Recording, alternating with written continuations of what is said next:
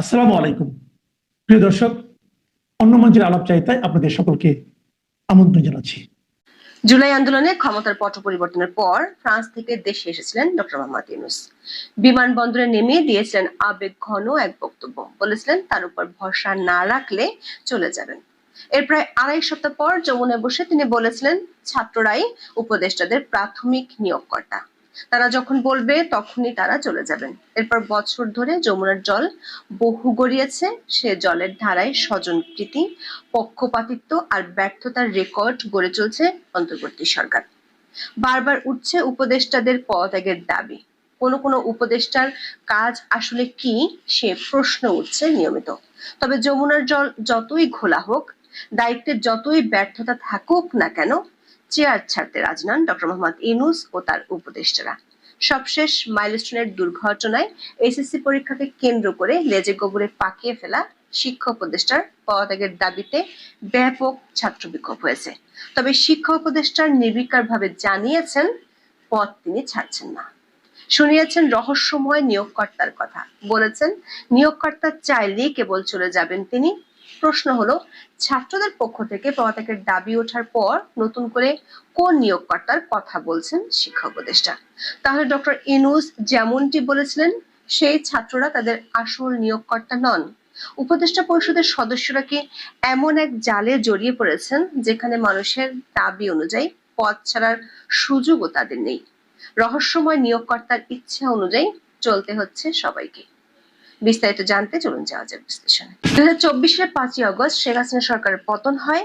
এর 3 দিন পর 8ই আগস্ট প্যারিস থেকে দেশে ফেরেন অধ্যাপক মোহাম্মদ ইউনূস। বিমানবন্দরে নেমে আবেগময় বক্তব্য দিয়েছিলেন শান্তিতে নোবেলজয়ী মোহাম্মদ ইউনূস। বলেছিলেন দেশের প্রত্যেককে রক্ষা করা এবং আইন শৃঙ্খলা ফিরে আনাই তার প্রথম দায়িত্ব। আপনারা যদি আমার উপরে বিশ্বাস রাখেন,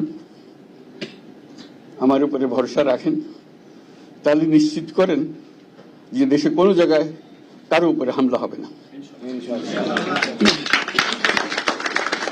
এটা আমাদের প্রথম দায়িত্ব। এটা যদি আমি করতে না পারি, এটা আমার কথা যদি না শুনেন আপনারা, তাহলে আমার প্রয়োজন এখানে নাই। আমাকে বিদায় দেন, আমি আমার কাজে থাকি, সেখানে আমি ব্যস্ত থাকি।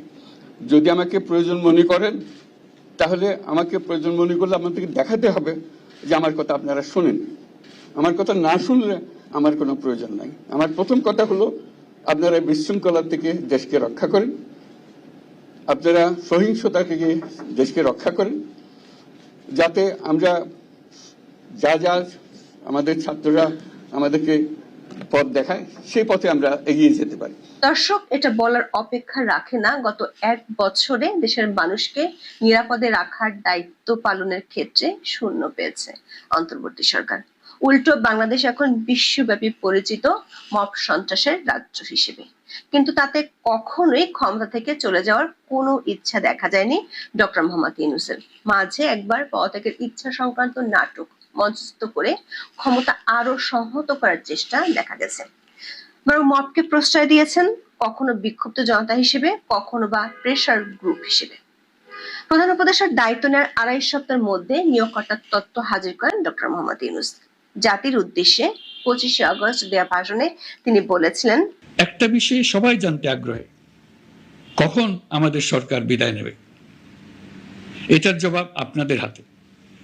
কখন আপনারা আমাদেরকে বিদায় দেবেন?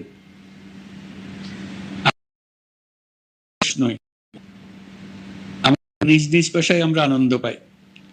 দেশের সংকটকালে ছাত্রদের আহ্বানে আমরা এই দায়িত্ব গ্রহণ করেছি। আমরা সমস্ত শক্তি দিয়ে দায়িত্ব পালন করব। আমাদের উপদেষ্টা মণ্ডলীও এই লক্ষ্যে উদ্বুদ্ধ হয়ে সবাই মিলে একটা টিম হিসেবে কাজ করে যাচ্ছি। কখন নির্বাচন হবে সেটা সম্পূর্ণ রাজনৈতিক সিদ্ধান্ত, আমাদের সিদ্ধান্ত নয়। সেই ভাষণে ডক্টর ইউনূস স্পষ্টভাবে বলেছিলেন তার ও তার উপদেষ্টা পরিষদের নিয়োগকর্তা কে বা কারা। দেশবাসীকে ঠিক করতে হবে আপনারা কখন আমাদেরকে ছেড়ে দেবেন। আমরা ছাত্রদের আহ্বানে এসেছি, তারা আমাদের প্রাথমিক নিয়োগকর্তা। দেশের আপামর জনসাধারণ আমাদের নিয়োগ সমর্থন করেছে। আমরা ক্রমাগতভাবে সবাইকে বিষয়টি স্মরণ করিয়ে যাব, যাতে হঠাৎ করে এই প্রশ্ন উত্থাপিত না হয় আমরা কখন যাব। তারা যখনই বলবে আমরা চলে যাব। দর্শক, এখন 1 বছর পরে এসে যে প্রশ্নটি সবচেয়ে বড় হয়ে উঠেছে তা হলো এই সরকারকে আদৌ নির্বাচন দিয়ে ক্ষমতা ছাড়তে আগ্রহী কিনা। শুধু সাধারণ মানুষ নয়, বিএনপির মতো বড় রাজনৈতিক দলের নেতারাও এই প্রশ্ন ক্রমাগত তুলেছেন। অথচ প্রায় 1 বছর আগের ভাষণে ডক্টর মোহাম্মদ ইউনূস শিশুর সারল্য নিয়ে দাবি করেছিলেন তার সরকার কখনো এমন প্রশ্নের মুখে পড়তে চায় না। প্রধান উপদেষ্টা তো দূরের কথা, অন্তর্বর্তী সরকার প্রায় সব উপদেষ্টার বিরুদ্ধে বিভিন্ন সময় উঠেছে পদত্যাগের দাবি। তবে এ ব্যাপারে কাউকে কোনো পরোয়া করতে দেখা যায়নি। এখন পর্যন্ত সবচেয়ে বেশিবার পদ ছাড়ার দাবির মুখে পড়েও দিব্যি চেয়ারে বসে আছেন স্বরাষ্ট্র উপদেষ্টা জাহাঙ্গীর আলম চৌধুরী।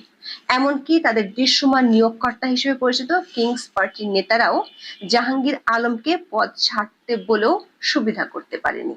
গত ফেব্রুয়ারিতে স্বরাষ্ট্র উপদেষ্টার পদত্যাগের আহ্বান জানান সে সময়কার বৈষম্য বিরোধী আন্দোলনের আহ্বায়ক হাসনাত আব্দুল্লাহ। তিনি বলেন, স্বরাষ্ট্র উপদেষ্টার পদত্যাগের দাবিতে 23শে ফেব্রুয়ারি রাতে ঢাকা বিশ্ববিদ্যালয়ে যে আন্দোলন হয়েছে সে আন্দোলনে আমাদের সংহতি রয়েছে, কারণ সামগ্রিকভাবে আইন শৃঙ্খলা পরিস্থিতির অবনতি হয়েছে। আইন শৃঙ্খলার চরম অবনতির মধ্যে বিবিসি বাংলা 13 মার্চ স্বরাষ্ট্র উপদেষ্টাকে সরাতে সরকার আপত্তি কোথায় শিরোনামে একটি প্রতিবেদনও প্রকাশ করে। এতে বলা হয়, রাজনীতিকদের অনেকে মনে করছেন আইন শৃঙ্খলা নিয়ন্ত্রণে ব্যর্থতার কারণে স্বরাষ্ট্র উপদেষ্টা অন্তর্বর্তী সরকারের জন্যই এক ধরনের বোঝা হয়ে দাঁড়িয়েছে। কিন্তু স্বরাষ্ট্র উপদেষ্টার পদত্যাগের দাবির বিপক্ষে অবস্থান নিচ্ছে অন্তর্বর্তী সরকার, যা অনেক ক্ষেত্রেই দৃশ্যমান হচ্ছে। তবে নির্বিকার ভাবে পদ আঁকড়ে রেখে দিন কাটাচ্ছেন স্বরাষ্ট্র উপদেষ্টা। বিভিন্ন সময় তার বক্তব্য থেকে ইঙ্গিত পাওয়া যায় যে কোনো মূল্যে পদে থাকাতেই তিনি প্রতিজ্ঞাবদ্ধ। পদত্যাগের দাবির বিষয়ে 24শে ফেব্রুয়ারি সাংবাদিকদের তিনি বলেন, পদত্যাগের দাবি তো আজই প্রথম না, তারা যে কারণে পদত্যাগ দাবি করে যদি সে বিষয়গুলো উন্নতি করে দিতে পারে তাহলে তার পদত্যাগের প্রশ্নই থাকছে না। শিক্ষার্থী প্রতিনিধি হিসেবে উপদেষ্টা পরিষদে জায়গা পাওয়া মাহফুজ আলম এবং আসিফ মাহমুদের পদত্যাগের দাবি উঠেছে বিভিন্ন সময়। এমনকি বিএনপির পক্ষ থেকে এই দুজন সহ জাতীয় নিরাপত্তা উপদেষ্টা খলিলুর রহমানের পদ ছাড়ার দাবি লিখিত ভাবেও জানিয়ে কোনো ফল হয়নি। এর মধ্যে মাহফুজ কয়েক মাস দপ্তর ছাড়াই কাটিয়েছেন সরকার উপদেষ্টা হিসেবে।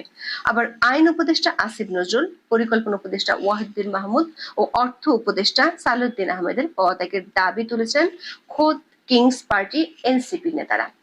এনসিপির মুখ্য সংগঠক নাসিরউদ্দিন পাটোয়ারি 21শে মে আইন উপদেষ্টা ও অর্থ উপদেষ্টার কড়া সমালোচনা করেন। তিনি বলেন, উপদেষ্টাদের মধ্যে যারা বিএনপির মুখপাত্র হিসেবে কাজ করছে তাদের পদত্যাগ করাতে বাধ্য হব।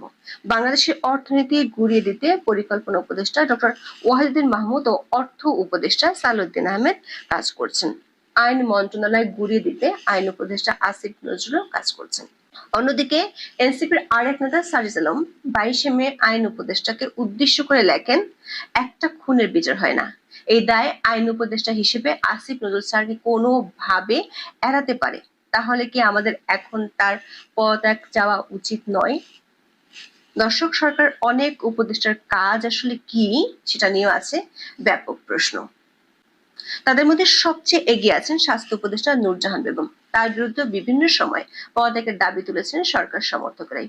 সবশেষ সবচেয়ে ভয়াবহ অভিযোগটি করেছেন এনসিপি নেতা হাসনাত আব্দুল্লাহ। চাঁদপুরে 23শে জুলাই সমাবেশে তিনি বলেন, স্বাস্থ্য উপদেষ্টা নূরজাহান বেগম প্রধান উপদেষ্টা মোহাম্মদ ইউনূসের কোটায় অন্তর্বর্তী সরকারে এসেছেন। হাসনাত বলেন, আমাদের একজন স্বাস্থ্য উপদেষ্টা আছে, আপনারা তাকে চিনেন, তিনি মোহাম্মদ ইউনূসের ভাই ব্রাদার কোটায় এসেছেন। ডক্টর ইউনূসের স্বজনপ্রীতির সবচেয়ে বড় উদাহরণ এই স্বাস্থ্য উপদেষ্টা। সব সময় বলে আসছি, এই স্বাস্থ্য উপদেষ্টার কোনো প্রয়োজন নাই। ওনার একমাত্র যোগ্যতা, তিনি গ্রামীণ ব্যাংকে ছিলেন এবং ইউনূসের খুব কাছের মানুষ, এটাই ওনার যোগ্যতা। দর্শক, অন্তর্বর্তী সরকারের দৃশ্যমান নিয়োগকর্তা হাসনাতের এই অভিযোগটি কেবল স্বাস্থ্য উপদেষ্টা কেন্দ্রিক নয়, তিনি খোদ প্রধান উপদেষ্টার বিরুদ্ধেও স্বজনপ্রীতি ও অনিয়মের অভিযোগ তুলেছেন। প্রশ্ন হলো, দৃশ্যমান নিয়োগকর্তারা এভাবে অভিযোগ তোলার পরও কোন নৈতিকতায় ক্ষমতা আঁকড়ে থাকছে ডক্টর ইউনূসের সরকার?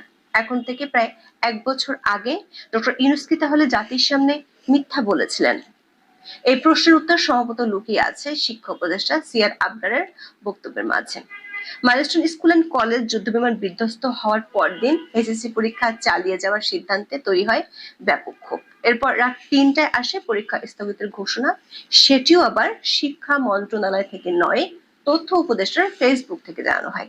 এই ঘটনার জেরে 22 জুলাই শিক্ষা উপদেষ্টার পদত্যাগের দাবিতে ব্যাপক ছাত্র বিক্ষোভ হয় সচিবালয় এলাকায়। এমনকি মাইলস্টোন কলেজে আইন উপদেষ্টার সঙ্গে প্রায় 9 ঘন্টা অবরুদ্ধ থাকেন শিক্ষা উপদেষ্টা। তবে যথারীতি অন্যদের মতো তিনিও পদে থাকার দৃঢ় সংকল্প জানিয়ে দিয়েছেন।